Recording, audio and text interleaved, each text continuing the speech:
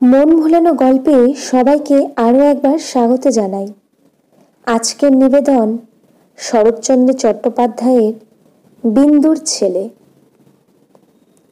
আপনাদের সবার কাছে অনুরোধ রইল, গল্প শুনে ভালো লাগলে কিন্তু চ্যানেলটা সাবস্ক্রাইব করে আমার পাশে থাকার জন্য। তাহলে চলে যাচ্ছি গল্পে। যাদব মুখুজ্জে ও মাধব মুখুজ্জে যে সহোদর ছিলেন না, সে কথা নিজেরা তো ভুলিয়াই ছিলেন, বাহিরের লোকও ভুলিয়াছিল। দরিদ্র যাদব অনেক কষ্টে ছোট ভাই মাধবকে আইন পাশ করাইয়াছিলেন এবং বহু চেষ্টায় ধনাঢ্য জমিদারের একমাত্র সন্তান বিন্দুবাসিনীকে ভাতৃবধূরূপে ঘরে আনিতে সক্ষম হইয়াছিলেন। বিন্দুবাসিনী অসামান্য রূপসী। প্রথম যেদিন সেই অতুল রূপ ও 10,000 টাকার কাগজ লইয়া ঘর করিতে আসিয়াছিল, সেদিন বড় বউ অন্নপূর্ণার চোখে আনন্দ অশ্রু বহিয়াছিল। বাড়িতে শাশুড়ি ননদ ছিল না, তিনিই ছিলেন গৃহিণী। ছোট বধূর মুখখানি তুলিয়া ধরিয়া প্রতিবাসিনীদের কাছে সগর্বে বলিয়াছিলেন, ঘরে বউ আনতে হয়তো এমন। একেবারে লক্ষ্মী প্রতিমা। কিন্তু দুদিনেই তাহারই ভুল ভাঙিল। দুদিনেই টের পাইলেন, ছোট বউ যে ওজনে রূপ ও টাকা আনিয়াছে, তাহার চতুর্গুণ অহংকার ও অভিমানও সঙ্গে আনিয়াছে। একদিন বড় বউ স্বামীকে নিভৃতে ডাকিয়া বলিলেন, হাগা, রূপ আর টাকার পুটুলি দেখে ঘরে বউ আনলে, কিন্তু এ যে কেউটে সাপ। যাদব কথাটা বিশ্বাস করিলেন না। মাথায় চুলকাইয়া বার দুই তাই তো করিয়া কাছারি চলিয়া গেলেন। যাদব অতিশয় শান্ত প্রকৃতির লোক। জমিদারি সেরেস্তায় নাইবি এবং ঘরে আসিয়া পূজা অর্চনা করিতেন।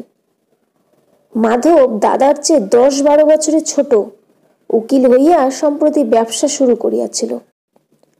সে আসিয়া কহিল, বৌঠান, টাকাটাই কি দাদার বেশি হলো? দুদিন সবর করলে তো আমিও রোজগার করে দিতে পারতাম। অন্নপূর্ণা চুপ করিয়া রহিলেন।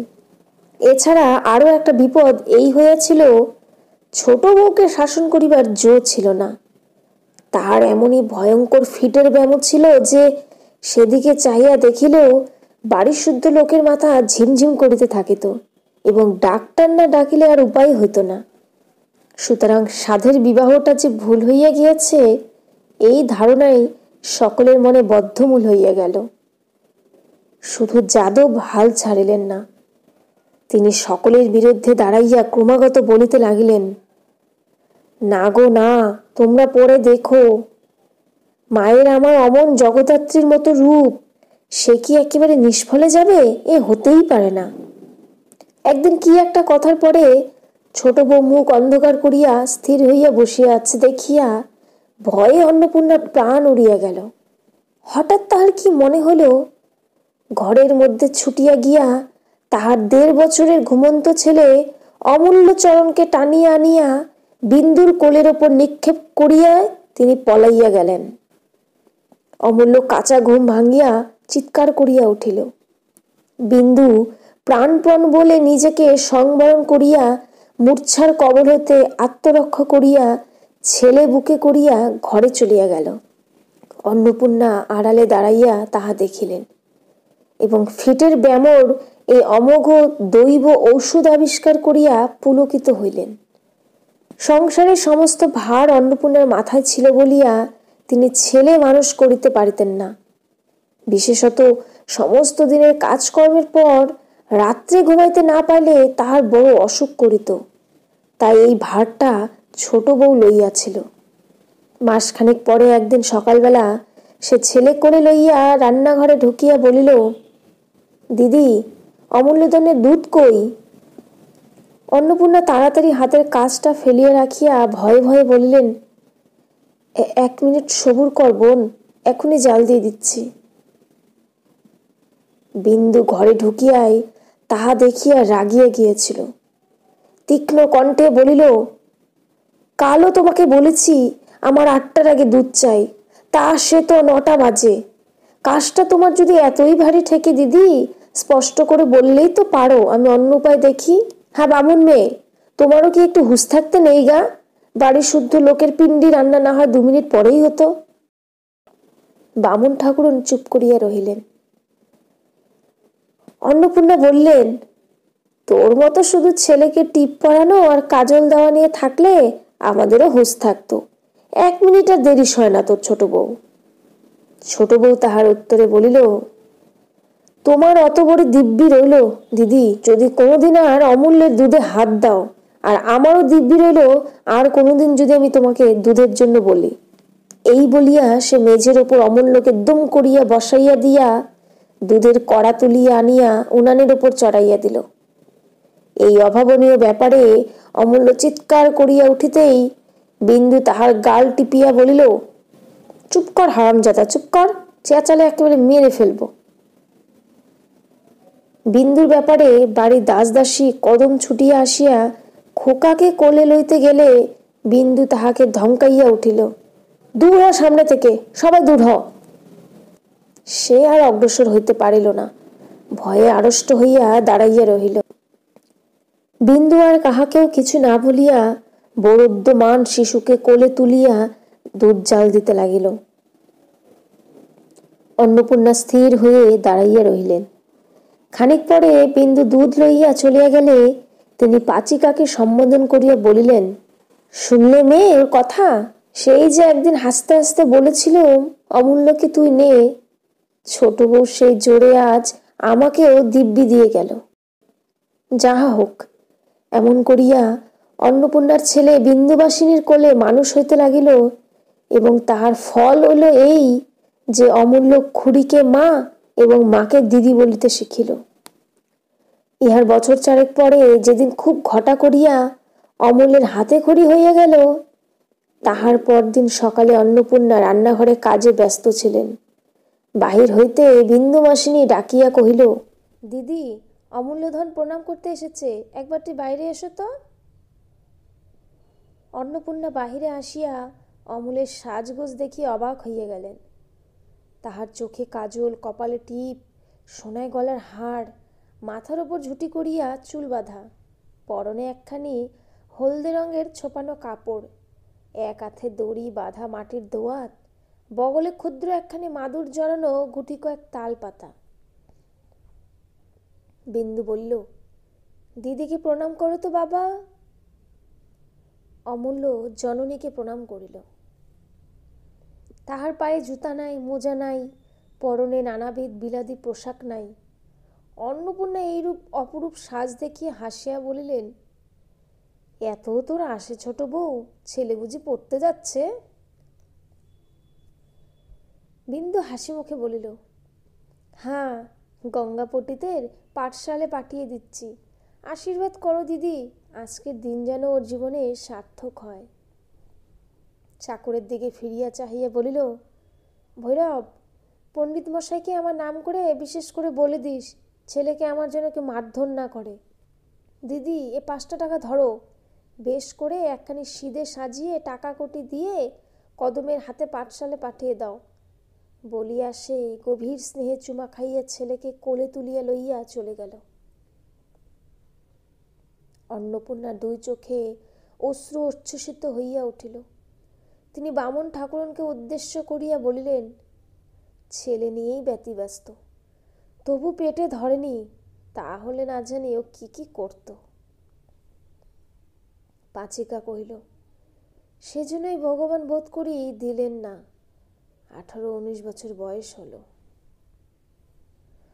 কথাটা শেষ হইতে পাইল না, ছোট বউ একা ফিরিয়া আসিয়া বলিল, দিদি, বড়ঠাকুরকে বলে আমাদের বাড়ির সামনে একটা পাঠশালা করে দেওয়া যায় না? আমি সমস্ত খরচ দেব। অন্নপূর্ণা হাসিয়া ফেলিলেন, বলিলেন, এখনো সে 2 পা যায়নি ছোট বউ, এর মধ্যে তোর মতলব ঘুরে গেল? না হয় তুইও যা না, পাঠশালে গিয়ে বসে থাকবি। বিন্দু অপ্রতিভ হইয়া হাসিয়া বলিল, মতলব ঘোরেনি দিদি, কিন্তু ভাবছি আড়ালে থাকা এক আর চোখের সামনে এক। পোড়োরা সব দুষ্টু ছেলে, ওকে ছোটটি পেয়ে যদি মারধর করে। অন্নপূর্ণা বলিলেন, করলেই বা, ছেলেরা মারামারি করেই, তাছাড়া সকলের ছেলেই সমান ছোট বউ। তাদের বাপ মা প্রাণ ধরে যদি পাঠশালায় দিয়ে দিতে পারে, তুই কেন পারবি না? পরের সঙ্গে তুলনা করা বিন্দু একেবারেই পছন্দ করিত না। তাই বোধ করি মনে মনে অসন্তুষ্ট হইয়া বলিল, তোমার এক কথা দিদি, ধরো কেউ যদি ওর চোখে কলমের খোঁচা দিয়ে দেয় তাহলে? অন্নপূর্ণা তাহার মনের ভাব বুঝিয়া হাসিয়া বলিলেন, তাহলে ডাক্তার দেখাবি? কিন্তু সত্যি বলছি তোকে, আমি তো 7 দিন 7 রাত বসে ভাবলেও খোঁচাখুচির কথা মনে করতে পারতুম না। এত ছেলে পড়ে, কে কার চোখে কলমের খোঁচা দেয় তাও তো শুনিনি। বিন্দু কহিল, তুমি শোনোনি বলে কি এমন কাণ্ড হতে পারে না দিদি? দৈবাতের কথা কে বলতে পারে? আচ্ছা বেশ, তো তুমি একবার বলেই দেখো না, তারপর যা হয় হবে। অন্নপূর্ণা গম্ভীর হইয়া বলিলেন, যা হবে তা তো দেখতেই পাচ্ছি। তুই একবার যখন ধরেছিস তখন কি আর না করে ছাড়বি? কিন্তু আমি অমন অনাচ্ছিষ্ট কথা মুখে আনতে পারবো না, আর তুইও তো কথা কস, নিজেই বলগে না। এবার বিন্দু রাগ করিল, বলিল, বলবই তো, এত দূরে রোজ রোজ আমি ছেলে পাঠাতে পারবো না, এতে কারো ভালো লাগুক আর না লাগুক, আর এতে ওর বিদ্যে হোক বা নাই হোক। হ্যাঁ কদম, তোকে না বলুম সিদে নিয়ে আসতে, হাঁ করে দাঁড়িয়ে আছিস যে? তাহার ক্রুদ্ধভাব লক্ষ্য করিয়া অন্নপূর্ণা ব্যস্ত হইয়া বলিলেন, সিদে দিচ্ছি। একেবারে এত উতলা হোস না ছোট বউ। আচ্ছা ছেলে কি তোর বড় হবে না? তুই কি চিরকাল তাকে আঁচল চাপা দিয়ে রাখতে পারবি? এটা ভাবিস না কেন? ছোট বউ সে কথার জবাব না দিয়া বলিল, কদম, সিদে দিয়ে গুরুমশাইয়ের পায়ের ধুলো একটু তার মাথায় দিয়ে ছেলে ফিরিয়ে আনগে। তাকেও একবার বিকেলবেলা আসতে বলিস। যে বুঝবে না তাকে আর বোঝাবো কি করে?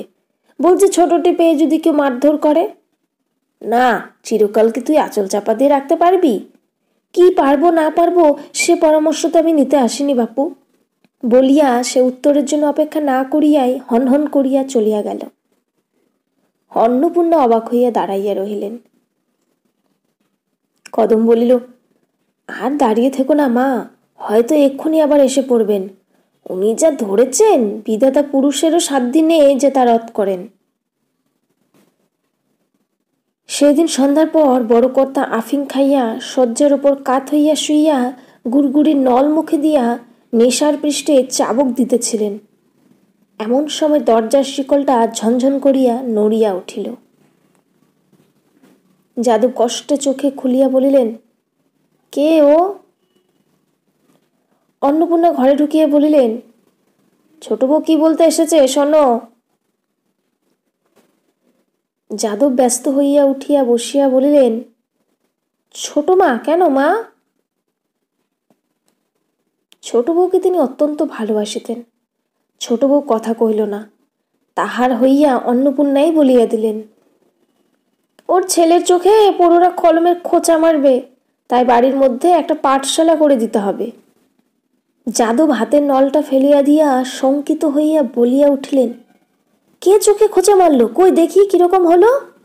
অন্নপূর্ণা তাহার হাতের নলটা তুলিয়া দিয়ে হাসিয়া বলিলেন, এখনো কেউ মারেনি, যদির কথা হচ্ছে। যাদব সুস্থির হইয়া বলিলেন, হো, যদির কথা আমি বলি বুঝি? বিন্দু আড়ালে দাঁড়াইয়া হাড়ে হাড়ে জ্বলিয়া গিয়া মৃদুস্বরে বলিল, দিদি, এই না তুমি বললে অনাচ্ছিষ্টি কথা মুখে আনতে পারবে না, আবার বলতে এলে কেন? অন্নপূর্ণা নিজেও বুঝিয়াছিলেন তাহার কথা বলিবার ধরনটা ভালো হয় নাই এবং ইহার ফলও মধুর হইবে না। এখন এই চাপা গলা নিগুড় অর্থ স্পষ্ট অনুভব করিয়া তিনি যথার্থই ভীত হইয়া উঠিলেন। তাহার রাগটা পড়িল নিরীহ স্বামীর ওপর এবং তাহাকেই উদ্দেশ্য করিয়া বলিলেন, আপিংয়ের নেশায় মানুষের চোখই বুঝে যায়, কানও কি বুঝে যায় নাকি? বললুম কি আর শুনলে কি? কই দেখি কিরকম হলো? আমি কি বলেছি তোমাকে অমূল্য চোখ কানা করে দিয়েছে? আমার হয়েছে যেন সব দিকে জ্বালা। নির্বিরোধী যাদবের আফিংয়ের মৌজ ছুটিয়ে যাইবার উপক্রম হইল। তিনি হতবুদ্ধি হইয়া গিয়া বললেন, কেন, কি হলো গো? অন্নপূর্ণা রাগিয়া বলিলেন, যা হলো তা ভালোই, এমন মানুষের সঙ্গে কথা কইতে যাওয়াই ঝকমারি, অধর্মের ভোগ বলিয়া সকরোধে ঘর ছাড়িয়া চলিয়া গেলেন। যাদব বলিলেন, কি হয়েছে মা, মুখে খুলে বলো তো। বিন্দু দ্বারের অন্তরালে দাঁড়াইয়া আস্তে আস্তে বলিল, বাইরে গোলার ধারে একটা পাঠশালা হলে। যাদব বলিলেন, এ আর বেশি কথা কি মা, কিন্তু পড়াবে কে? বিন্দু কহিল, পণ্ডিত মশাই এসেছিলেন, তিনি মাসে 10 টাকা করে পেলে পাঠশালা তুলে আনবেন। আমি বলি কি, আমার সুদের জমা টাকা থেকে যেন সব খরচ দেওয়া হয়। যাদব সন্তুষ্ট হইয়া বললেন, বেশ তো মা, কালই আমি লোক লাগিয়ে দেব। গঙ্গারাম এইখানে যদি তার পাঠশালা তুলে আনে সে তো ভালো কথাই। ভাসুরের হুকুম পাইয়া বিন্দুর রাগ পড়িয়া গেল। সে হাসি মুখে রান্নাঘরে ঢুকিয়া দেখিল অন্নপূর্ণা ভার করিয়া বসিয়া আছেন মুখ, এবং কাছে বসিয়া কদম হাত মুখ নাড়িয়া কি যেন ব্যাখ্যা করিতেছে। বিন্দুকে ঢুকিতে দেখিয়া সে পাংশু মুখে ও মা এই যে বলিয়াই বক্তব্য শেষ করিল। বিন্দু বুঝিল তাহার কথাই হইতেছিল, সামনে আসিয়া বলিল, ও মা কি তাই বলো না। ভয়ে কদমের গলা কাঠ হইয়া গিয়েছিল। সে ঢোক গিলিয়া বলিল, না না দিদি, এই কি না, বড় মা বললেন কি না, এই ধরো না কেন। বিন্দু রুক্ষস্বরে বলিল, ধরেছি, তুই কাজ করগে যা। কদম দ্বিরুক্তি না করিয়া উঠিয়া গিয়া বাঁচিল। তখন বিন্দু অন্নপূর্ণাকে কহিল, বড়গিন্নির পরামর্শদাতাগুলি বেশ, বর ঠাকুরকে বলে ওদের মাইনে বাড়িয়ে দেওয়া উচিত। বিন্দু খুশি থাকিলে অন্নপূর্ণাকে দিদি বলিত, আর রাগিলে বড় গিন্নি বলিত। অন্নপূর্ণা জ্বলিয়া উঠিয়া বলিলেন, যা না, বলগে না, বর ঠাকুর আমার মাথাটা কেটে নেবে, আর বর ঠাকুরও তেমনি, সে তক্ষুনি শুরু করবে, কি মা, কি বলছো মা, ঠিক কথা মা, ঢের ঢের বরাত দেখেছি ছোট বউ, কিন্তু তোর মতো দেখিনি, কি কপাল নিয়ে জন্মেছিলি মায়েরি, বাড়ি শুদ্ধ সবাই যেন ভয়ে জড়সড়। বিন্দুর রাগ হইয়াছিল বটে, অন্নপূর্ণার কথার ভঙ্গিতে সে হাসিয়া ফেলিল, বলিল, কই তুমি তো ভয় করো না। অন্নপূর্ণা বলিলেন, করিনে আবার, তোমার রণচণ্ডী মূর্তি দেখলে যার বুকে রক্ত জল হয়ে না যায় সে এখনো মায়ের পেটে আছে। কিন্তু অত রাগ ভালো নয় ছোট বউ, এখনো কিন্তু ছোটটে আছিস। ছেলে হলে যে এতদিন 4-5 ছেলের মা হতিস, আর তোকেই বা দোষ কি দেব, ওই বুড়ো মিনসেই আদর দিয়ে তোর মাথাটা খেলে। বিন্দু বলিল, কপাল নিয়ে যে জন্মেছিলাম দিদি, সে কথা তোমার মানি, ধন দৌলত আদার আহ্লাদ অনেকেই পায়, সেটা বেশি কথা নয়, কিন্তু এমন দেবতার মতো ভাসুর পেতে অনেক জন্ম জন্মান্তরের তপস্যার ফল টাকা চাই। আমার অদৃষ্ট দিদি, তুমি হিংসে করে কি করবে? কিন্তু আদর দিয়ে তিনি তো মাথা খাননি, আদর দিয়ে যদি কেউ মাথা খেয়ে থাকে সে তো তুমি। অন্নপূর্ণা হাত নাড়িয়ে বলিলেন, আমি? সে কথা কারো বলবার জো নেই, আমার শাসন বড় কড়া শাসন, কিন্তু কি করব, আমার কপাল মন্দ, কেউই আমাকে ভয় করে না। দাসী চাকরগুলো পর্যন্ত মুখের সামনে দাঁড়িয়ে সমানে ঝগড়া করে, যেন তারাই মনিক আর আমি দাসীবাদী। আমি তাই সয়ে থাকি, অন্য কেউ হলে। তাহার এই উল্টাপাল্টা কথায় বিন্দু খিলখিল করিয়া হাসিয়া ফেলিল, বলিল, দিদি তুমি সত্যযুগের মানুষ, কেন মরতে একালে এসে জন্মেছিলে, কই আমার সঙ্গে থেকে ঝগড়া করে না। বলিয়া সহসা সম্মুখে আসিয়া হাঁটু গাড়িয়া 2 বাহু দিয়া অন্নপূর্ণার গলা জড়াইয়া ধরিয়া বলিল, একটা গল্প বলো না দিদি। অন্নপূর্ণা রাগিয়া বলিলেন, যা সরে যা। কদম ছুটিয়া আসিয়া বলিল, দিদি অমূল্য ধন জাতিতে হাত কেটে ফেলে কাঁদছে। বিন্দু তৎক্ষণাৎ গলা ছাড়িয়া দিয়া উঠিয়া দাঁড়াইয়া বলিল, জাতি পেলে কোথায়, তোরা কি করছিলি? আমিও ঘরে বিছানা করছিলুম দিদি, জানি না কখনো বড়মার ঘরে ঢুকে। আচ্ছা হয়েছে হয়েছে, যা, বলিয়া বিন্দু ঘর ছাড়িয়া চলিয়া গেল। খানিক পরে অমূল্য ডাঙলের ডগায় ভিজা ন্যাকড়ার পটি বাঁধিয়া কোলে করে আসিয়া বলিল, আচ্ছা দিদি, কতদিন বলেছি তোমাকে ছেলেপুলের ঘরে জাতি টাতিগুলো একটু সাবধান করে রেখো, তা না। অন্নপূর্ণা আরো রাগিয়ে গিয়ে বলিলেন, কি কথা যে তুই বলিস ছোট বউ, তার মাথা মুন্ডু নেই। কখন তোর ছেলে ঘরে ঢুকে হাত কাটবে বলে কি জাতি নেওয়ার সিন্ধুকে বন্ধ করে রাখবো? বিন্দু বলিল, না, কাল থেকে ওকে আমি দড়ি দিয়ে বেঁধে রাখবো, তাহলে আর ঢুকবে না, বলিয়া বাহির হইয়া গেল। অন্নপূর্ণা বলিলেন, শুনলি কদম, ওর জবরদস্তির কথাগুলো তুই শুনলি? জাতি কি মানুষ সিন্ধুকে তুলে রাখে? কদম কি একটা বলিতে গিয়ে হাঁ করিয়া থামিয়া গেল। বিন্দু ফিরিয়া আসিয়া বলিল, ফের যদি তুমি দাসী চাকরকে মধ্যস্থ মানবে তো সত্যি বলছি তোমাকে ছেলে নিয়ে আমি বাপের বাড়ি চলে যাব, এই আমি বলে দিলুম। অন্নপূর্ণা বলিলেন, যা না যা, কিন্তু মাথা খুঁড়ে মরলেও আর ফিরিয়ে আনবার নামটি করব না, সেই কথা তুই মনে রাখিস। আমি আসতেও চাইনে, বলিয়া বিন্দু মুখ ভার করিয়া চলিয়া গেল। ঘণ্টা দুই পরে অন্নপূর্ণা দুমদাম করিয়া পা ফেলিয়া ছোট বউয়ের ঘরে আসিয়া ঢুকিলেন। ঘরের একধারে একটা ছোট টেবিলের ওপর মাধবচন্দ্র মকদ্দমার কাগজপত্র দেখিতেছিলেন এবং বিন্দু অমূল্যকে লইয়া খাটের উপর শুইয়া আস্তে আস্তে গল্প বলিতেছিল। অন্নপূর্ণা বলিলেন, খাবি আয়।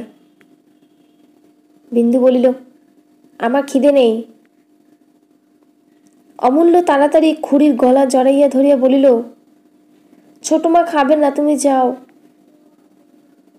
অন্নপূর্ণা ধমক দিয়া বলিলেন, তুই চুপ কর, এই ছেলেটি হচ্ছে সকল নষ্টের গোড়া।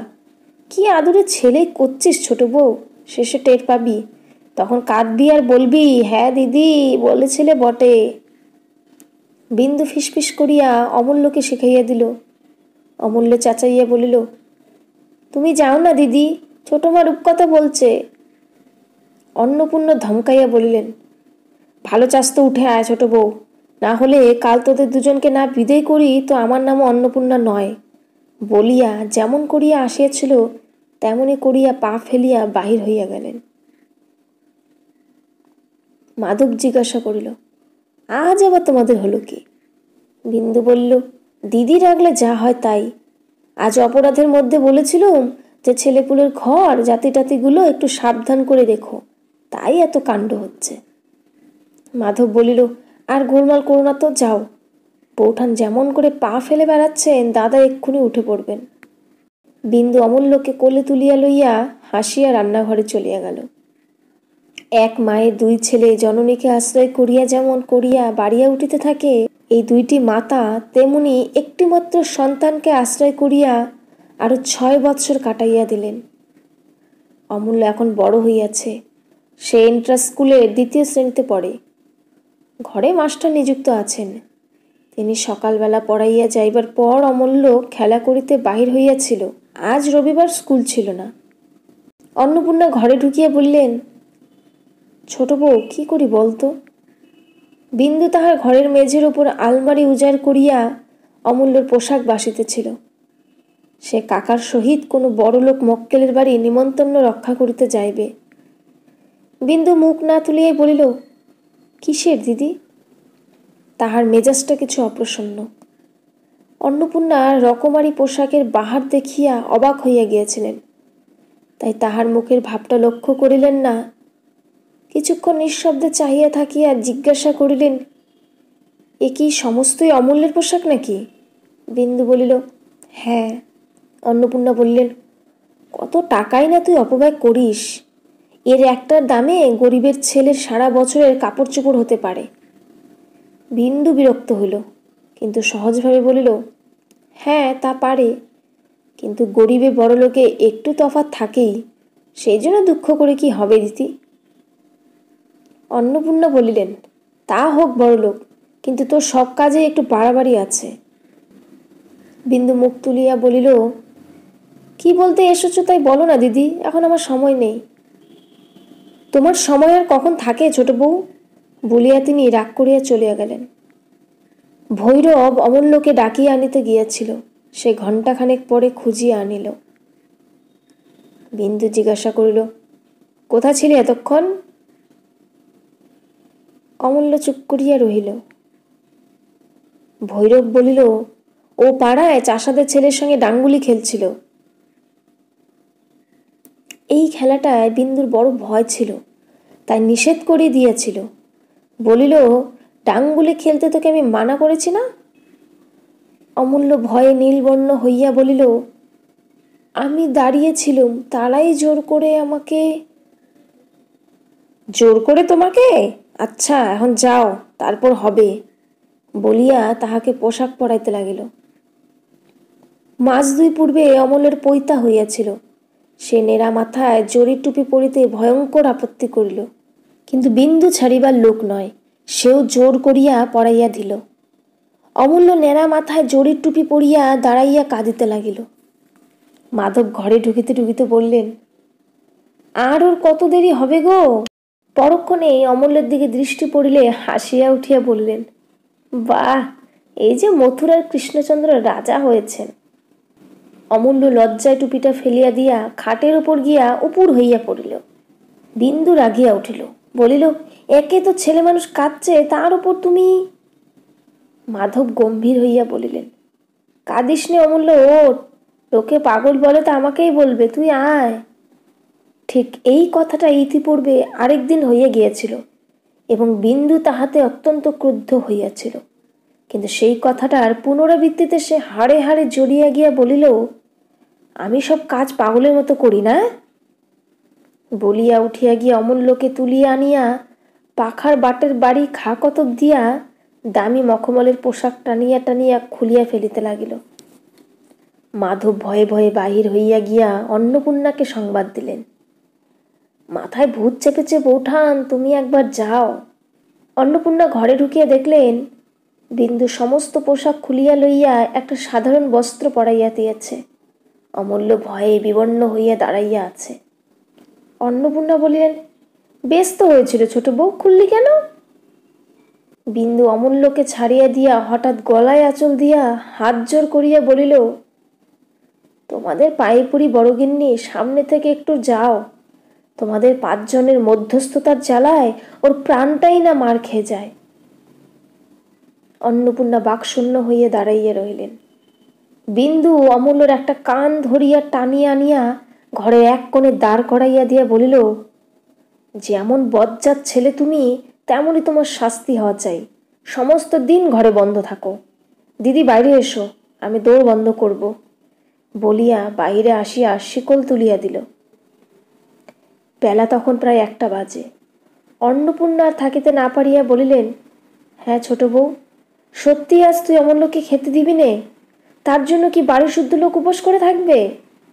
বিন্দু জবাব দিল, বাড়ি শুদ্ধ লোকের ইচ্ছে। অন্নপূর্ণা বলিলেন, এ তোর কিরকম কথা ছোট বউ? বাড়ির মধ্যে একটি ছেলে। বিন্দু জিদ করিয়া বলিল, তা আমি জানি না।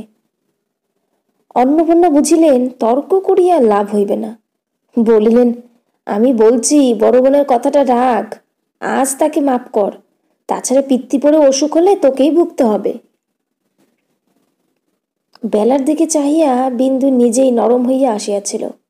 কদমকে ডাকিয়া বলিল, যা নিয়ে আয় তাকে, কিন্তু তোমাদেরও বলে রাখছি দিদি, ভবিষ্যতে আমার কথায় কথা হইলে ভালো হবে না। গোলযোগটা এখানেই সেদিনের মতো থামিয়া গেল। ছোট ভাইয়ের ওকালতিতে পসার হওয়ার পর হইতে যাদব চাকরি ছাড়িয়া দিয়া নিজেদের বিষয় আশয় দেখিতেছিল। ছোট বধূ দরুন হাতে যে 10,000 টাকা ছিল, তাহাও সুদে খাটাইয়া প্রায় দ্বিগুণ করিয়াছিল। সেই টাকার কিয়দংশ লইয়া এবং মাধবের উপার্জনের উপর নির্ভর করিয়া তিনি গত বৎসর হইতে পোয়াটাক পথ দূরে একখানি বড় রকমের বাড়ি ফাঁদিয়াছিলেন। দিন 10 হইল তাহা সম্পূর্ণ হইয়াছিল। কথা ছিল দুর্গাপূজার পরে ভালো দিন দেখিয়া সকলেই তথায় উঠিয়া যাইবেন।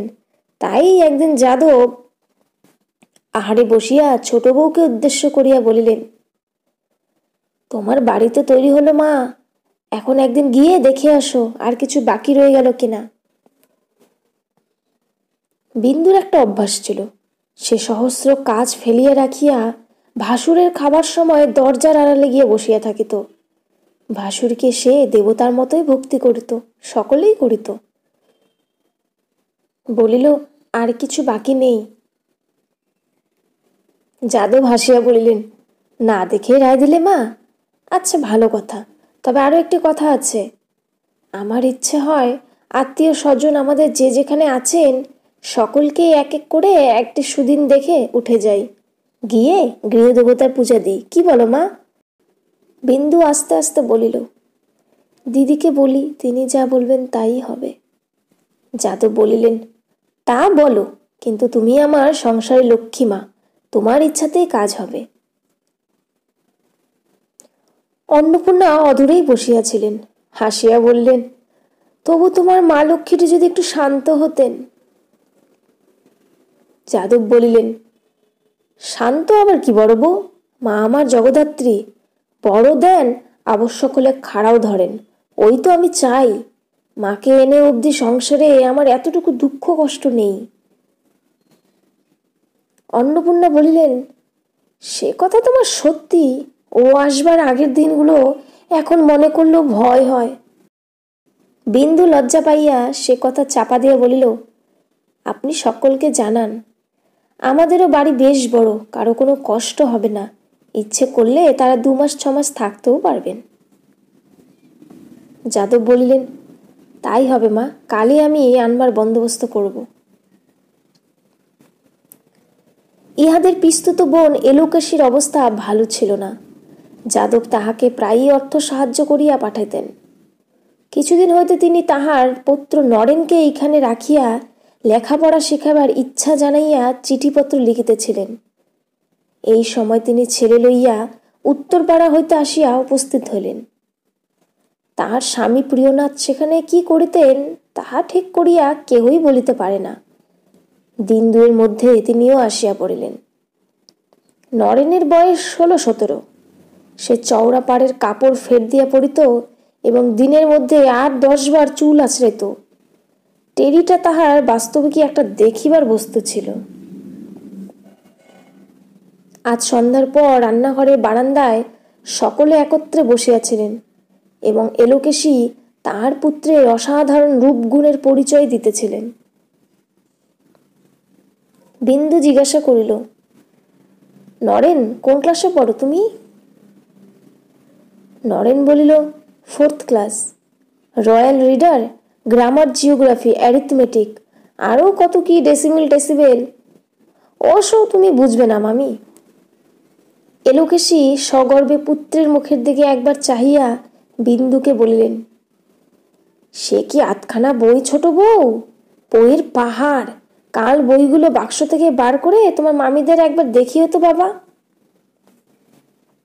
নরেন ঘাড় নাড়িয়া বলল, আচ্ছা, দেখাবো। বিন্দু বলিল, পাশ করতে এখনো তো দেরি আছে। এলোকেশী বললেন, দেরি কি থাকতো ছোট বউ? দেরি থাকতো না। এতদিনে একটা কেন 4টে পাশ করে ফেলতো। শুধু মুখ পোড়া মাসটার জন্যই হচ্ছে না। তার সর্বনাশ হোক। বাছাকে এসে যে কি বিষ নজরে দেখেছে তা সেই জানে। ওকে কি তুলে দিচ্ছে, হিচ্ছে না হিংসে করে বছরের পর বছর একটা ক্লাসেই ফেলে রেখেছে। বিন্দু বিস্মৃত হইয়া কহিল, কই, এরকম তো হয় না। এলোকেশী বলিলেন, হচ্ছে আবার হয় না। মাস্টারগুলো সব একজোট হয়ে ঘুষ চায়। আমি গরিব মানুষ, ঘুষের টাকা কোথা থেকে জোগাই বলো তো? বিন্দু চুপ করিয়া রহিল। অন্নপূর্ণা আন্তরিক দুঃখিত হইয়া বললেন, এমন করে কি কখন মানুষের পেছনে লাগতে আছে? সেটা কি ভালো কাজ? কিন্তু আমাদের এখানে ওসব নেই। আমাদের অমূল্য তো ভালো বছর ভালো বই ঘরে নিয়ে আসে, প্রাইজ আনে, কিন্তু কখনো ঘুষ টুস দিতে হয় না। এই সময় অমূল্য কোথা হইতে আসিয়া আস্তে আস্তে তাহার ছোট মার কোলে গিয়া বসিল। বসিয়াই গলা ধরিয়া কানে কানে বলিল, কাল রবিবার, ছোট মা, আজ মাস্টারমশাইকে যেতে বলে দাও না। বিন্দু হাসিয়া বলল, এই যে ছেলেটা দেখছো ঠাকুরজি, এটি গল্প পেলে আর উঠবে না। কদম, মাস্টারমশাইকে যেতে বলে দে, অমূল্য আজ পড়বে না। নরেন আশ্চর্য হইয়া বলিল, ও কি রে অমূল্য, অত বড় ছেলে, এখনো মেয়ে মানুষের কোলে গিয়ে বসিস? বিন্দু হাসিয়া বলল, শুধু এই বুঝি, এখনো রাত্রি রে? অমূল্য ব্যাকুল হইয়া তাহার মুখে হাত চাপা দিয়ে বলিল, বলো না ছোট মা, বলো না। বিন্দু বলিল না, কিন্তু অন্নপূর্ণা বলিয়া দিলেন। বলিলেন, এখনো রাত্রিরে ছোট মার কাছে শয়। বিন্দু বলিল, শুধু শোয় দিদি, এখনো সমস্ত রাত্রির বাদুড়ের মতো আঁকড়ে ধরে ঘুমায়। অমূল্য লজ্জায় তাহার ছোট মার বুকের মধ্যে মুখ লুকাইয়া রাখিল। নরেন কইল, ছি ছি, তুই কি করে, তুই ইংরাজি পড়িস? অন্নপূর্ণা বলল, পড়ে বই কি, স্কুলেও তো ইংরাজি পড়ায়। নরেন বলিল, ইস, ইংরাজি পড়ে? কই, ইঞ্জিন বানান করুক তো দেখি। এলোকেশী বললেন, ওসব শক্ত কথা, ওকে ছেলে মানুষ পারে? অন্নপূর্ণা বললেন, কই অমূল্য, বানান করো না। অমূল্য কিন্তু কিছুতেই মুখ তুলিল না। বিন্দু তাহার মাথাটা একবারে বুকে চাপিয়া ধরিয়া বলিল, তোমরা সবাই মিলে ওকে লজ্জা দিলে ও কি আর বানান করে বলে? তারপরে লোকেশের দিকে চাহিয়া বলিল, ও আমার আসছে বছর পাশ দেবে। আমাদের মাস্টারমশাই বলেছেন ও 20 টাকা জলপানি পাবে, ও সেই টাকা দিয়ে ওর কাকার মতো একজোড়া ঘোড়া কিনবে। কথাটা সত্য হইলেও পরিহাস ছলে সবাই হাসিতে লাগিলেন। এলোকেশী বিন্দুকে উদ্দেশ্য করিয়া বলিলেন, আমার নরেন্দ্রনাথ শুধু কি লেখাপড়াতেই ভালো, ও এমনই থিয়েটারে অ্যাক্টও করে যে লোকে শুনে আর চোখে জল ধরে রাখতে পারে না। সেই সীতা সেজে কি রকমটি করে বলেছিল, একবার মামের দিয়ে শুনিয়ে দাও তো বাবা। নরেন তৎক্ষণাৎ হাঁটু গাড়িয়া বসিয়া হাত জোর করিয়া উচ্চ নাকে সুর করিয়া আরম্ভ করিয়া দিল, হে প্রাণেশ্বর, কি কক্ষণে দাসী তব। বিন্দু ব্যাকুল হইয়া উঠিল, ওরে থাম থাম, চুপ কর, বাট্ঠকুর উপরে আছেন। নরেন চমকিয়া চুপ করিল। অন্নপূর্ণা ওইটুকু শুনিয়াই মুগ্ধ হইয়া গিয়াছিলেন। বলিলেন, শুনলেই বা ঠাকুর দেবতার কথা, এ তো ভালো কথা ছোট বউ। বিন্দু বিরক্ত হইয়া বলিল, তবে শোনো তুমি ঠাকুর দেবতার কথা, আমরা উঠে যাই। নরেন বলিল, আচ্ছা তবে থাক, আমি সাবিত্রীর পাঠ করি। বিন্দু বলিল, না। এই কণ্ঠস্বর শুনিয়া এতক্ষণে অন্নপূর্ণার চৈতন্য হল যে ব্যাপারটা অনেক দূরে গিয়াছে এবং এইখানেই তাহার শেষ হইবে না। এলোকেশী নতুন লোক, তিনি ভিতরের কথা বুঝিলেন না। বলিলেন, আচ্ছা এখন থাক, পুরুষেরা বেরিয়ে গেলে সে একদিন দুপুরবেলা হতে পারবে। আহা, গান বাজনা কি কম শিখেছে নাকি? দয়মন্তীর সেই কেঁদে কেঁদে গানটি একবার বলিস তো বাবা, তোর মামিরা শুনলে আর ছাড়তেই চাইবে না। নরেন বলিল, এখনই বলবো? রাগে বিন্দুর সর্বাঙ্গ জ্বালা করিতেছিল, সে কথা কহিল না। অন্নপূর্ণা তাড়াতাড়ি বলিয়া উঠিলেন, না না, গানটা এখন কাজ নেই। নরেন বলিল, আচ্ছা, গানটা আমি অমূল্যকে শিখিয়ে দেব, আমি বাজাতেও জানি। ক্রিকেটের তাক বাজনা বড় শক্ত মামি। আচ্ছা, ওই পেতলের হাড়িটা একবার দাও তো, দেখিয়ে দিই। বিন্দু অমূল্যকে উঠিবার ইঙ্গিত করিয়া বলিল, যাও অমূল্য, ঘরে গিয়ে পড়গে। অমূল্য মুগ্ধ হইয়া শুনিতেছিল, তাহার উঠিবার ইচ্ছা ছিল না। চুপি চুপি বলিল, আর একটু বসো না ছোট মা। বিন্দু কোনো কথা না বলিয়া তাহাকে তুলিয়া দিয়া সঙ্গে করিয়া ঘরে চলিয়া গেল। সহসা সে কেন যে এমন করিয়া গেল, অন্নপূর্ণা তাহা বুঝিলেন এবং পাছে সঙ্গদোষে অমূল্য বিগড়াইয়া যায়, এই ভয়ে নরেনের এইখানে থাকিয়া লেখাপড়াও যে সে পছন্দ করিবে না, ইহা সুস্পষ্ট বুঝিয়া তিনি উদ্বিগ্ন হইয়া উঠিলেন। বলিলেন, বাবা নরেন, তোমার ছোট মামির সামনে ওই একটো ট্যাক্টোগুলো আর করো না, ও রাগী মানুষ, ও সব ভালোবাসে না। এলোকেশী আশ্চর্য হইয়া জিজ্ঞাসা করিলেন, ছোট বউ ওসব ভালোবাসে না বুঝি, তাই এমন করে উঠে গেল বটে?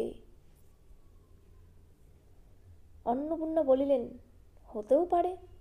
আরও একটা কথা বাবা, তুমি নিজের খাবে দাবে পড়াশোনা করবে, যাতে মায়ের দুঃখ ঘোচে সেই চেষ্টাই করবে। তুমি কিন্তু অমূল্যর সঙ্গে বেশি মিশো না বাবা, ও ছেলে মানুষ, তোমার চেয়ে অনেক ছোট। কথাটা এলোকেশীর ভালো লাগিল না। বলিলেন, সে তো ঠিক কথা, ও গরিবের ছেলে, ওর গরিবের মতোই থাকা উচিত। তবে যদি বলতে, বলবো অমূল্যটি তোমার কচি খোকা, আর আমার নরেনে কি বুড়ো? 1-8 বছরে ছোট বড়কে আর বড় বলে না। আর ও কি কখনো বড় লোকের ছেলে চোখে দেখেনি গা? এখানে এসে দেখছে? ওদের থিয়েটারের দলে কত রাজরাজরা ছেলে রয়েছে যে। অন্নপূর্ণা অপ্রতিভ হইয়া বলিলেন, না না ঠাকুরজি, সে কথা আমি বলিনি। আমি বলছি যে, আবার কি করে বলবে বড় বউ? আপনার বোকা বলে কি এতই বোকা যে কথাটাও বুঝি নে? তবে দাদা নাকি বললেন নরেন এইখানেই লেখাপড়া করবে, তাই আশা, নইলে আমাদেরও কি দিন চলছিল না। অন্নপূর্ণা লজ্জায় মরিয়া গিয়া উঠিয়া বলিলেন, ভগবান জানেন ঠাকুরজি, আমি সে কথা বলিনি। আমি বলছি কি, এই যাতে মায়ের দুঃখ কষ্ট ঘোচে তাই। এলোকেশী বলিলেন, আচ্ছা তাই তাই, যা নরেন, তুই বাইরে গিয়ে বসগে, বড়লোকের ছেলের সঙ্গে মিশিস নে, বলিয়া ছেলেকে ঠেলিয়া তুলিয়া দিয়া নিজেও চলিয়া গেলেন। অন্নপূর্ণা ঝড়ের মতো বিন্দুর ঘরে ঢুকিয়া কাঁদো কাঁদো হইয়া বলিয়া উঠিলেন, হালা, তোর জন্য কি কুটুম কুটুম্বিতেও বন্ধ করতে হবে? কি করে চলে এলি বলতো? বিন্দু অত্যন্ত সহজভাবে জবাব দিল, কেন বন্ধ করতে হবে দিদি? আত্মীয় কুটুম্ব নিয়ে তুমি মনের সুখে ঘর করো, আমি ছেলে নিয়ে পালাই। এই পালাবি কোথায় শুনি? বিন্দু কইল, যাবার দিন তোমার ঠিকানা বলে যাব, ভেবো না। অন্নপূর্ণা বলিলেন, সে আমি জানি, যাতে 5 জনের কাছে মুখ দেখাতে পারবো না সে কি তুই না করে ছাড়বি? চিরকালটা এই বউ নিয়ে আমার হাড় মাস জ্বলে পুড়ে ছাই হয়ে গেল। বলিয়া বাহির হইয়া যাইতেছিল, মাধবকে ঘরে ঢুকিতে দেখিয়া আবার জ্বলিয়া উঠিলেন, তোমরা আর কোথাও গিয়ে থাকো গে, না হয় এই বউটিকে বিদায় করো, আমি আর রাখতে পারবো না, আজ তা স্পষ্ট বলে গেলুম। বলিয়া চলিয়া গেলেন। মাধব আশ্চর্য হইয়া জিজ্ঞাসা করিল, ব্যাপার কি? বিন্দু বলিলে, জানি নে, বড় গিন্নি বলেছে, দাও আমাদের বিদায় করে। মাধব আর কিছু বলিল না, টেবিলের ওপর হইতে খবরের কাগজটা তুলিয়া লইয়া বাহিরের ঘরে চলিয়া গেল। ঠাকুর যে দেখিতে বোকার মতন ছিলেন, কিন্তু সেটা ভুল। তিনি যেই দেখিলেন নিঃসন্তান ছোট বউর অনেক টাকা, তিনি তক্ষণে সেই দিকে ঢললেন এবং প্রতি রাতে স্বামী প্রিয়নাথকে একবার করিয়া ভৎসনা করিতে লাগিলেন, তোমার জন্যই আমার সব গেল, তোমার কাছে মিছিমিছি পড়ে না থেকে এখানে থাকলে আজ আমি রাজার মা। আমার এমন সোনার চাঁদ ফেলে কি আর ওই কাল ভূতের মতো ছেলেটাকে ছোট বউ? বলিয়া একটা সুদীর্ঘ নিঃশ্বাসের দ্বারা ওই কালভূতের সমস্ত পরমায়ুটে নিঃশ্বাসে উড়াইয়া দিয়া গরিবের ভগবান আছেন বলিয়া উপসংহার করিয়া চুপ করিয়া শুইতেন। প্রিয়নাথও মনে মনে নিজের বোকামির জন্য অনুতাপ করিতে করিতে ঘুমাইয়া পড়িতেন। এমনই করিয়া এই দম্পতিটির দিন কাটিতেছিল এবং ছোট বউর প্রতি ঠাকুরজির স্নেহপ্রীতি বন্যার মতো ফুলিয়া ফাঁপিয়া উঠিতেছিল। আজ দুপুরবেলা তিনি বলিতেছিলেন, অমন মেঘের মতো চুল ছোট বউ, কিন্তু কোনোদিনও বাঁধতে দেখলুম না। আজ জমিদারের বাড়ির মেয়েরা বেড়াতে আসবে, এসো মাথাটা বেঁধে দিই। বিন্দু বলিল, না ঠাকুরজি, আমি মাথায় কাপড় রাখতে পারিনি, ছেলে বড় হয়েছে, দেখতে পাবে। ঠাকুরজি অবাক হইয়া বললেন, ও আবার কি কথা ছোট বউ? ছেলে বড় হলে স্ত্রী মানুষ চুল বাঁধবে না? আমার নরেন্দ্রনাথ তো 70-এর মুখে ছাই দিয়ে আরও 6 মাস বছরে বড়, তাই বলে কি আমি মাথা বাঁধা ছেড়ে দিব? বিন্দু বলিল, তুমি ছাড়বে কেন ঠাকুরজি? নরেন বরাবর দেখে আসছে তোমাকে, ওর কথা আলাদা, কিন্তু অমূল্য হঠাৎ আজ আমার মাথায় খোপা দেখলে হাঁ করে চেয়ে থাকবে, হয়তো চেঁচামেচি করবে না কি করবে, ছি ছি, ভারী লজ্জার কথা হবে। অন্নপূর্ণা হঠাৎ সেই দিক দিয়ে যাইতেছিলেন। বিন্দুর দিকে চাহিয়া সহসা দাঁড়াইয়া পড়িয়া বলিলেন, তোর চোখ ছলছল করছে কেন রে ছোট বউ? আয় তো গা দেখি। বিন্দু এলোকেশীর সামনে ভারী লজ্জা পাইয়া বলিল, কি রোজ রোজ গা দেখবে? আমি কি করছি খুকি? অসুখ করলে টের পাবো না? অন্নপূর্ণা বলিলেন, না তুই বুড়ি, কাছে আয়। ভাদ্র আশ্বিন মাস, দিনকাল বড় খারাপ। বিন্দু বলিল, কক্ষণে যাব না, বলছি কিছু হয়নি, বেশ আছি, তবু কাছে আয় শুধু বলতে থাকে। অন্নপূর্ণা বলিলেন, দেখিস বেশি ভাড়াস নে যেন, বলিয়া সন্দিগ্ধ দৃষ্টিতে চাহিতে চাহিতে চলিয়া গেলেন। এলোকেশী বলিল, বড় বউর যেন একটু বায়ের ছিট আছে না? বিন্দু এক মুহূর্ত স্থির থাকিয়া বলিল, ওই রকম ছিট যেন সকলের থাকে ঠাকুরজি। এলোকেশী চুপ করিয়া রহিল। অন্নপূর্ণা কি একটা হাতে লইয়া সে পথে ফিরিয়া যাইতেছিলেন। বিন্দু ডাকিয়া বলিল, দিদি শোনো শোনো, খোপা বাঁধবে? অন্নপূর্ণা ফিরিয়া দাঁড়াইলেন। ক্ষণকাল নিঃশব্দে চাহিয়া সমস্ত ব্যাপারটা বুঝিয়া লইয়া এলোকেশীকে বলিলেন, আমি কত বলেছি ঠাকুরজি, ওকে বলা মিথ্যে। অত চুল তা বাঁধবে না, অত কাপড় গয়না তাও পরবে না, অত রূপ তাও একবার চেয়ে দেখবে না। ওর সব সৃষ্টি ছাড়া মতি বুদ্ধি। ছেলেও হচ্ছে তেমন। সেদিন অমূল্য আমাকে কি বলল জানিস ছোট বউ? বলে, জামা কাপড় পরে কি হয়? ছোট মারও অত আছে, পরে কি? বিন্দু সগর্বে মুখ তুলিয়া হাসিয়া বলিল, তবে দেখো দিদি, ছেলেকে 10-এর মধ্যে একজন করে তুলতে হলে মায়ের এরকম সৃষ্টি সারা মতিবুদ্ধির দরকার কি না? যদি ততদিন বেঁচে থাকো দিদি, তাহলে দেখতে পাবে দেশের লোকে দেখিয়ে বলবে, ওই যে অমূল্যর মা। বলিতে বলিতেই তাহার চোখ দুটি সজল হইয়া উঠিল। অন্নপূর্ণা তাহা দেখিতে পাইয়া সস্নেহে বললেন, সেই জন্যই তো তোর ছেলের সম্বন্ধে কোনো কথা আমরা কইনি। ভগবান তোর মনোবাঞ্ছা পূর্ণ করুন। কিন্তু ওই ছেলে বড় হবে, 10-এর একজন হবে, অত আশা আমরা মনে ঠাঁই দিইনি। বিন্দু আঁচল দিয়ে চোখ মুছিয়া বলিল, কিন্তু ওই একটি আশা নিয়ে আমি বেঁচে আছি দিদি। বাপরে! সহসা তাহার সর্বাঙ্গ কাটা দিয়ে উঠিল। সে লজ্জিত হইয়া জোর করিয়া হাসিয়া বলিল, না দিদি, ও আশায় যদি কোনোদিন ঘা পড়ে তো আমি পাগল হয়ে যাব। অন্নপূর্ণা নিস্তব্ধ হইয়া রইলেন। তিনি ছোট জায়ের মনের কথাটা যে জানিতেন না তাহা নয়, কিন্তু তাহার আশা আকাঙ্ক্ষার এমন উগ্র প্রতিচ্ছবি কোনোদিনও নিজের মধ্যে এমন স্পষ্ট করিয়া উপলব্ধি করেন নাই। আজ তাহার চৈতন্য হল। কেন বিন্দু অমূল্য সম্বন্ধে এমন যক্ষের মতো সজাগ, এমন প্রীতির মতো সতর্ক? নিজের পুত্রের এই সর্বমঙ্গলাকাঙ্ক্ষিনীর মুখের দিকে চাহিয়া অনির্বচনীয় শ্রদ্ধার মাধুর্যে তাহার মাতৃহৃদয় পরিপূর্ণ হইয়া গেল। তিনি উদ্গত অশ্রু গোপন করিবার জন্য মুখ ফিরাইলেন। ঠাকুরজি বলিলেন, তা হোক ছোট বউ, আজকে তোমার। বিন্দু তাড়াতাড়ি বাধা দিয়ে বলিলেন, হ্যাঁ ঠাকুরজি, আজ দিদির মাথাটা বেঁধে দাও। এই বাড়িতে ঢুকে পর্যন্ত কখনো দেখিনি, বলিয়া মুখ টিপিয়া হাসিয়া চলিয়া গেল। দিন 5-6 পরে একদিন সকালবেলা বাড়ির পুরাতন নাপিত যাদবের খোরকর্ম করিয়া উপর হইতে নামিয়া আসিতেছিল। অমূল্য আসিয়া তাহার পথ রোধ করিয়া বলিল, কৈলাসদা, নরেন্দার মতো চুল ছাড়তে পারো? নাপিত আশ্চর্য হইয়া বলিল, সে কি রকম দাদাবাবু? অমূল্য নিজের মাথা নানা স্থানে নির্দেশ করিয়া বলিল, দেখো, এখানে 12 আনা, এখানে 6 আনা, এখানে 2 আনা, আর এই ঘাড়ের কাছে একেবারে ছোট ছোট, পারবে তো ছাড়তে? নাপিত হাসিয়া বলিল, না দাদা, ও আমার বাবা এলেও পারবে না। অমূল্য ছাড়িল না, সাহস দিয়া কইল, ও শক্ত নয় কৈলাস দাদা, এইখানে 12 আনা আর এইখানে 6 আনা।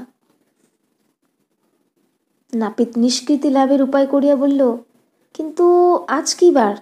তোমার ছোট মা হুকুম না দিলে তো ছাড়তে পারি না দাদা।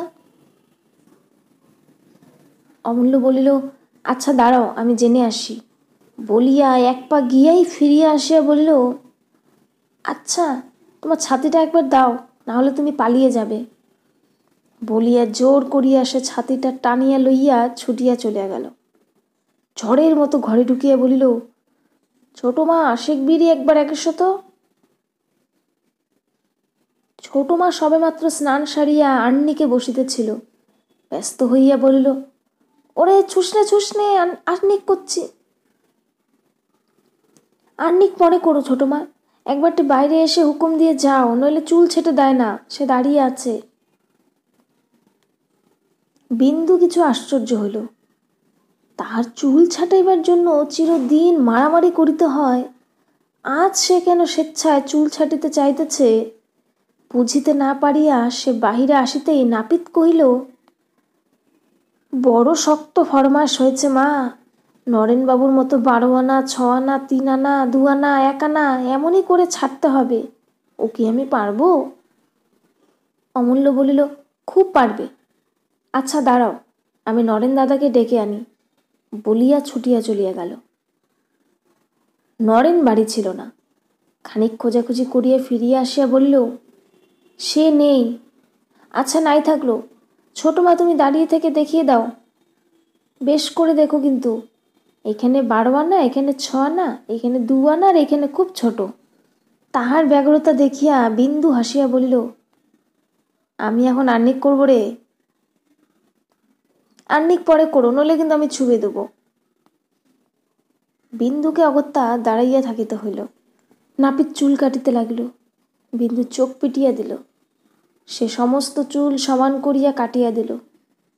অমূল্য মাথায় হাত বুলাইয়া খুশি হইয়া বলিল, এই ঠিক হয়েছে। বলিয়া লাফাইতে লাফাইতে চলিয়া গেল। নাপিত ছাতি বগলে করিয়া বলিল, কিন্তু মা, কাল এ বাড়ি ঢোকা আমার শক্ত হবে। বামুন ঠাকুরন ভাত দিয়া ডাকাডাকি করিতেছিল। বিন্দু রান্নাঘরে একধারে বসিয়া বাটিতে দুধ সাজিতে সাজিতে শুনিতে পাইল, অমূল্য বাড়িময় কাকার চুল আছড়াইবার বুরুষ খুঁজিয়া ফিরিতেছে। খানিক পরেই সে কাঁদিয়া আসিয়া বিন্দুর পিঠের ওপর ঝুঁকিয়া পড়িল। কিচ্ছু হয়নি ছোট মা, সব খারাপ করে দিয়েছে, কাল তাকে আমি মেরেই ফেলব। বিন্দু আর হাসি চাপিতে পারিল না। অমূল্য পিঠ ছাড়িয়া দিয়া রাগে কাঁদিতে কাঁদিতে বলল, তুমি কি কানা? তুমি কি চোখে দেখতে পাও না? অন্নপূর্ণা কান্নাকাটি শুনিয়া ঘরে ঢুকিয়া সমস্ত শুনিয়া বলিলেন, তার আর কি, কাল ঠিক করে কেটে দিতে বলবো। অমূল্য আরও রাগিয়ে গিয়া বলিল, কাল কি করে 12 আনা হবে? এখানে চুল কই? অন্নপূর্ণা শান্ত করিবার জন্য বললেন, 12 আনা না হোক, 8 আনা 10 আনা তো হতে পারবে। ছাই হবে, 8 আনা 10 আনা কি ফ্যাশন? নরেনদাকে জিজ্ঞাসা করো, 12 আনাই চাই। সেদিন অমূল্য ভালো করিয়া ভাতই খাইল না, ফেলিয়া ছড়াইয়া উঠিয়া চলিয়া গেল। অন্নপূর্ণা বললেন, কিরে, তোর ছেলের টেরি ভাগাবার শখ হলো কবে থেকে রে? বিন্দু হাসিল, কিন্তু পরক্ষণেই গম্ভীর হইয়া একটা নিঃশ্বাস ফেলিয়া বলিল, দিদি, তুচ্ছ কথা, তাই হাসছি বটে, কিন্তু ভয়ে আমার বুক শুকিয়ে যাচ্ছে। সব জিনিসের শুরু এমনি করেই হয়। অন্নপূর্ণা আর কথা কইতে পারিলেন না। দুর্গাপূজা আসিয়া পড়িল। ও পাড়ার জমিদারদের বাড়ি আমোদ আহ্লাদের প্রচুর আয়োজন হইয়াছিল। 2 দিন পূর্ব হইতে নরেন তাহার মধ্যে মগ্ন হইয়া গেল। সপ্তমী রাত্রে অমূল্য আসিয়া ধরিল, ছোট মা, যাত্রা হচ্ছে, দেখতে যাব। ছোট মা বলিলেন, হচ্ছে না হবে রে? অমূল্য বলিল, নরেনদা বলেছে 3টে থেকে শুরু হবে। এখন থেকে সমস্ত রাত্রি হিমে পড়ে থাকবি? সে হবে না, কাল সকালে তোর কাকার সঙ্গে যাস, খুব ভালো জায়গা পাবি। অমূল্য কাঁদো কাঁদো হইয়া বলিল, না, পাঠিয়ে দাও, কাকা হয়তো যাবেন না, নয়তো কত বেলা যাবেন। বিন্দু বলিল, 3টে-4টের সময় যাত্রা শুরু হলে চাকর দিয়ে পাঠিয়ে দেব, এখন তুই গিয়ে শো। অমূল্য রাগ করিয়া শয্যার এক প্রান্তে গিয়া দেওয়ালের দিকে মুখ ফিরাইয়া শুইয়া রহিল। বিন্দু টানিতে গেল, সে হাত সরাইয়া দিয়া শক্ত হইয়া পড়িয়া রইল। তারপর কিছুক্ষণের নিমিত্ত সকলেই বোধ করে একটু ঘুমাইয়া পড়িয়াছিল। বাহিরের গড় ঘড়ির শব্দে অমূল্যর উদ্বিগ্ন নিদ্রা ভাঙিয়া গেল। সে উৎকণ্ঠ হইয়া গণিতে লাগিল, 1, 2, 3, 4। ধরফর করিয়া সে উঠিয়া বসিয়া বিন্দুকে সজোরে নাড়া দিয়া তুলিয়া দিয়া বলিল, ওঠো ওঠো ছোট মা, 3টে 4টে বেজে গেল। বাহিরের ঘড়িতে বাজিতে লাগিল 5টা, 6টা, 7টা, 8টা। অমূল্য কাঁদিয়া ফেলিয়া বলিল, 7টা 8টা বেজে গেল, কখন যাব? বাহিরের ঘড়িতে তখনও বাজিতে লাগিল 9টা, 10টা, 11টা, 12টা। বাজিয়াই থামিল। অমূল্য নিজের ভুল বুঝিতে পারিয়া অপ্রতিভ হইয়া চুপ করিয়া শুইল। ঘরের ওধারের খাটের ওপর মাধব শয়ন করিতেন। চেঁচামেচিতে তাহারও ঘুম ভাঙিয়া গিয়াছিল। উচ্চ হাস্য করিয়া তিনি বলিলেন, অমূল্য, কি হলো রে? অমূল্য লজ্জায় সাড়া দিল না। বিন্দু হাসিয়া বলিল, ও যে করে আমাকে তুলেছে, ঘরে ধরে আগুন ধরে গেলেও মানুষ অমন করে তোলে না।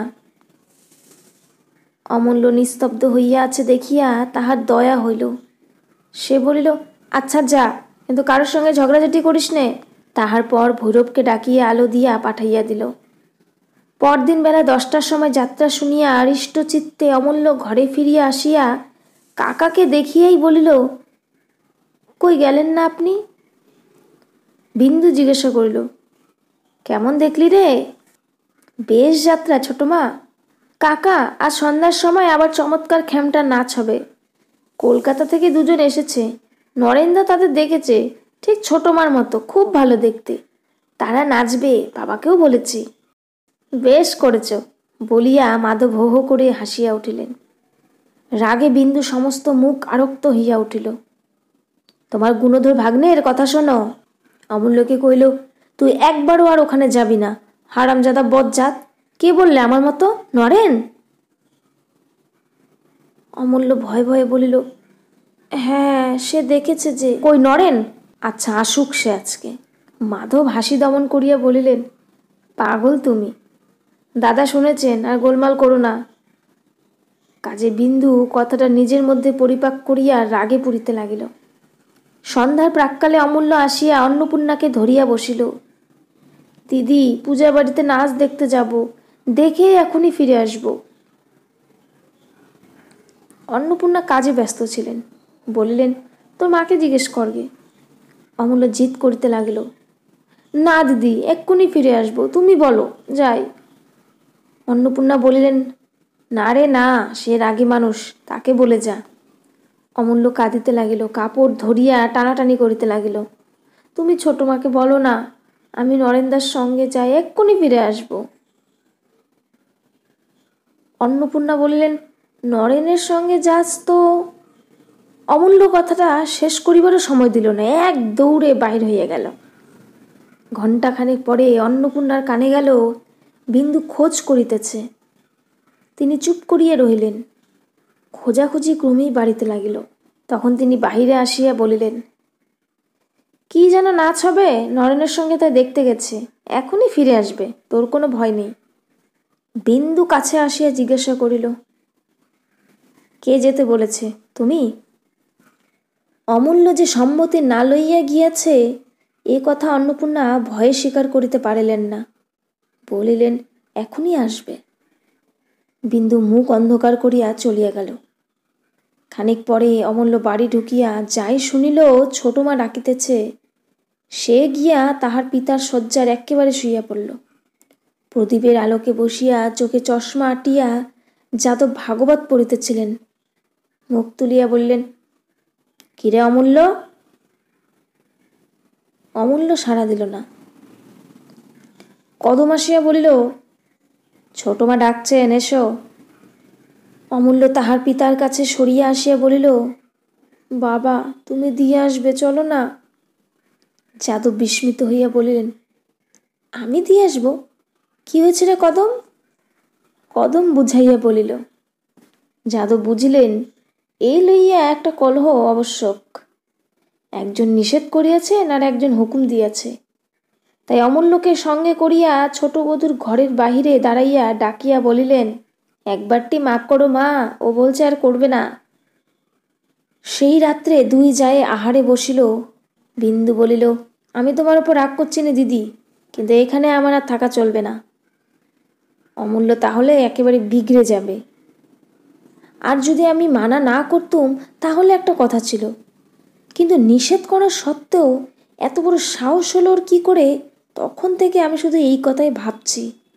তার উপর বজ্জাতি বুদ্ধি দেখো, আমার কাছে যায়নি, এসেছে তোমার কাছে।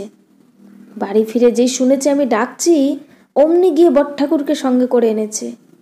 না না দিদি, এতদিন এসব ছিল না। আমি বরং কলকাতায় বাসা ভাড়া করে থাকবো, সেও ভালো। কিন্তু এক ছেলে বয়ে যাবে, তাকে নিয়ে সারা জীবন আমি চোখের জলে ভাসাতে পারবো না। অন্নপূর্ণা উদ্বিগ্ন হইয়া বলিলেন, তোরা চলে গেলে আমি বা কী করে একলা থাকি বল? বিন্দু ক্ষণকাল চুপ করিয়া থাকিয়া বলিল, সে তুমি জানো, আমি যা করব তোমাকে বলে দিলুম। বড় মন্দ ছেলে ওই নরেন। কেন, কি করলে নরেন? আর মনে করো ওরা যদি দুটি ভাই হতো তাহলে কি করতিস? বিন্দু বলিল, আজ তাহলে চাকর দিয়ে হাত পা বেঁধে জল বিছুটি দিয়ে বাড়ি থেকে দূর করে দিতুম। তাছাড়া যদি নিয়ে কাজ হয় না দিদি, ওদের তুমি ছাড়ো। অন্নপূর্ণা মনে মনে বিরক্ত হইলেন, বলিলেন, ছাড়া না ছাড়া কি আমার হাতে ছোট বউ? যে ওদের এনেছে তাকে বলগে, আমাকে মিথ্যে গঞ্জনা দিস নে। এসব কথা বট ঠাকুরকে বলবো কি করে? কেন, যেমন করে সব কথা বলিস তেমন করি বলগে। বিন্দু ভাতের থালাটা ঠেলিয়া দিয়ে বলিল, ন্যাকা বুঝিও না দিদি, আমারও 27-28 বছর হতে চলল। এবারে দাসী চাকর নিয়ে কথা নয়, কথা আত্মীয় স্বজন নিয়ে। তুমি বেঁচে থাকতে এসব কথায় কথা বলতে গেলে বট ঠাকুর রাগ করবেন না? অন্নপূর্ণা বলিলেন, রাগ নিশ্চয় করবেন, কিন্তু আমি বললে আমার আর মুখ দেখবেন না। হাজার হয়ে আমরা পর, ওরা ভাই বোন, সেটা দেখিস না কেন তুই? তাছাড়া আমি বুড়ি, এই তুচ্ছ কথা নিয়ে নেচে বেড়ালে লোকে পাগল বলবে না? বিন্দু ভাতের থালাটা হাত দিয়া আরও খানিকটা ঠেলিয়া দিয়া গুম হইয়া বসিয়া রইল। অন্নপূর্ণা বুঝিলেন সে কেবল ভাসুরের ভয়েই চুপ করিয়া গেল। বললেন, হাত তুলে বসে রইলি? ভাতের থালাটা কি অপরাধ করল? বিন্দু হঠাৎ নিঃশ্বাস ফেলিয়া বলিল, আমার খাওয়া হয়ে গেছে। অন্নপূর্ণা তাহার ভাব দেখিয়া আর জিদ করিতে আর সাহস করিলেন না।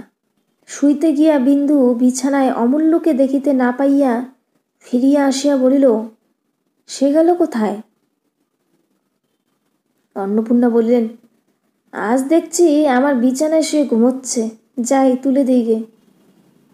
না না থাক বলিয়া বিন্দু মুখ অন্ধকার করিয়া চলিয়া গেল। অর্ধেক রাত্রে বিন্দুর সতর্ক নিদ্রা অন্নপূর্ণার ডাকে ভাঙিয়া গেল। কি দিদি? অন্নপূর্ণা বাহির হইতে বলিলেন, দৌড় খুলে তোর ছেলে নে, এত বজ্জাতি আমার বাবা এলেও সইতে পারবে না। বিন্দু দৌড় খুলিয়া দিতে তিনি অমূল্যকে সঙ্গে করিয়া ঘরে ঢুকিয়াই বলিলেন, ঢের হারামজাদা ছেলে দেখেছি বউ, এমনটি দেখিনি। রাত্রি 2টো বাজে, একবার চোখে পাতা করতে দিলে না। এই বলে খিদে পেয়েছে, এই বলে মশা কামড়াচ্ছে, এই বলে জল খাবো, এই বলে বাতাস করো। না ছোট বউ, আমি সমস্ত দিন খাটিকুটি, রাত্রিতে একটু ঘুমোতে না পেলে তো বাঁচি নে। বিন্দু হাসিয়া হাত বাড়াইতে অমূল্য তাহার ক্রোড়ের ভিতর গিয়া ঢুকিল এবং বুকের ওপর মুখ রাখিয়া 1 মিনিটের মধ্যে ঘুমাইয়া পড়িল। মাধব ওদিকে বিছানা হইতে পরিহাস করিয়া কহিলেন, শখ মিটল বৌঠান? অন্নপূর্ণা বলিলেন, আমি শখ করিনি ভাই, উনি নিজেই মারের ভয়ে ওখানে গিয়ে ঢুকেছিলেন। তবে আমারও শিক্ষা হলো বটে। আর কি ঘেন্নার কথা ঠাকুরপো, আমাকে বলে কিনা তোমার কাছে শুতে লজ্জা করে। 3 জনে হাসিয়া উঠিল। অন্নপূর্ণা বললেন, আর না, যাই একটু ঘুমে গে, বলিয়াই চলিয়া গেলেন।